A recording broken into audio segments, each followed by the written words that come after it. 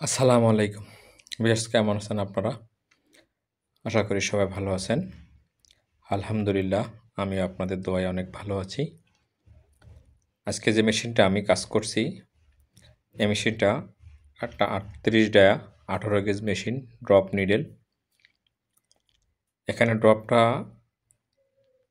Dial 4টার পরে একটা খোলা, ঠিক বিপরীতে সিলিন্ডারও 4টার পরে একটা খোলা আছে। তো ড্রপটা ব্যারিকেড সিস্টেমে।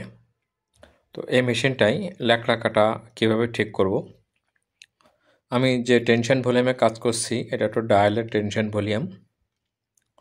তো আপনারা মনে রাখবেন যে ল্যাকড়া কাটা ঠিক করতে হলে এবং ল্যাকড়া সিএম করতে হলে অবশ্যই আপনাকে ডায়ালের টেনশন ভলিউমটা ডাউন দিয়ে রাখতে হবে।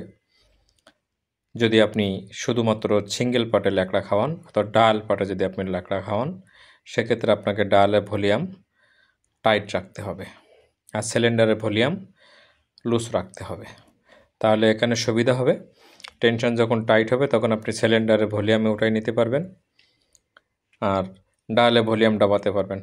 ভিডিওটা যদি আপনাদেরকে ভালো লাগে তো অবশ্যই আপনারা লাইক, শেয়ার, কমেন্ট, ফলো করবেন, অন্যদেরকে দেখার সুযোগ করে দিবেন।